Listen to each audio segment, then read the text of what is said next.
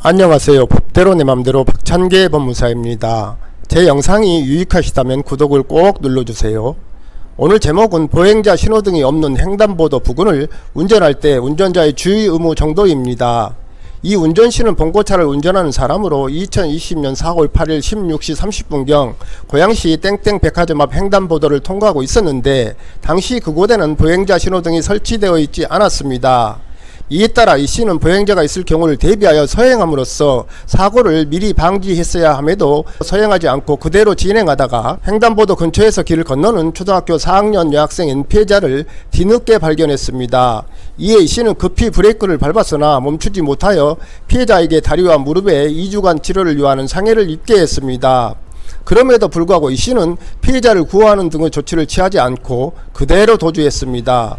참고로 도로교통법 제54조 제1항에 따르면 자동차 등 운전으로 인하여 사람을 사상하거나 물건을 손괴한 운전자는 즉시 정차하여 사상자를 구하는 등의 필요한 조치와 피해자에게 인적사항을 제공해야 합니다. 이를 이행하지 않고 사고 운전자가 도주한 경우에는 특정범죄, 가중처벌 등에 관한 법률에 따라 가중처벌됩니다. 결국 이씨는 특정범죄 가중법 위반, 도주치상으로 기소되었습니다.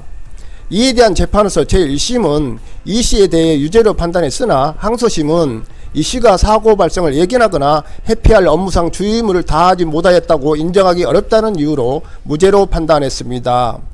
검사의 상고에 따라 대법원은 도로교통법 제27조 제5항은 모든 차의 운전자는 보행자가 횡단보도가 설치되어 있지 아니한 도로를 횡단하고 있을 때에는 안전거리를 두고 일시 정지하여 보행자가 안전하게 횡단할 수 있도록 하여야 한다고 규정하고 있다. 따라서 자동차 운전자는 횡단 보행자용 신호기가 설치되지 않은 횡단보도를 횡단하는 보행자가 있을 경우에 그대로 진행하더라도 보행자의 횡단을 방해하지 않거나 통행의 위험을 초래하지 않은 경우를 제외하고는 횡단보도에 먼저 진입하였는지 여부와 관계없이 차를 일시 정지하는 등의 조치를 취함으로써 보행자의 통행이 방해되지 않도록 할 의무가 있다.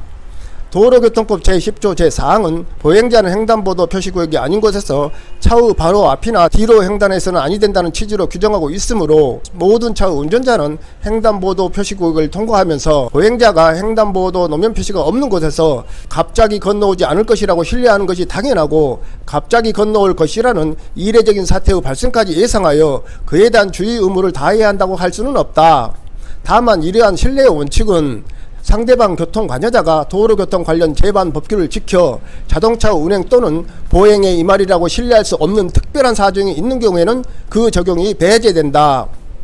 이씨로서는 횡단보도 부근에서 도로를 횡단하려는 보행자가 흔히 있을 수 있음을 충분히 예상할 수 있었으므로 보행자를 발견한 즉시 안전하게 정차할 수 있도록 제한속도 아래로 속도를 더욱 줄여 서행하고 전방과 좌우를 면밀히 주시하여 안전하게 운전함으로써 사고를 미연에 방지할 업무상 주의 의무가 있었음에도 이를 위반하였고 횡단보도 부근에서 안전하게 서행했더라면 사고 발생을 충분히 피할 수 있었을 것이므로 이시의 업무상 주의 의무 위반과 사고 발생 사이의 상당 인과관계가 인정된다고 하면서 이시에 대한 공소사실을 무죄로 판단한 원심 판결을 파기환송하였습니다.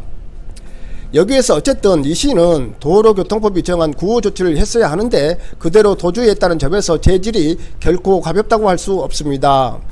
그리고 대법원이 유죄 취지로 판단을 한 것은 피해자가 만 9세의 초등학생이라는 점에 있다고 봅니다. 왜냐하면 이에서 말한 신뢰의 원칙은 피해자인 초등학생이 횡단보도 인근을 건너는 것은 도로교통 관련 제반 법규를 지켜 보행에 임하리라고 신뢰할 수 없는 특별한 사정이 있는 경우에 해당하므로 이씨에게는 운전자의 신뢰 원칙이 적용되지 않기 때문에 유죄로 판단했다고 봅니다. 오늘은 여기까지입니다. 감사합니다.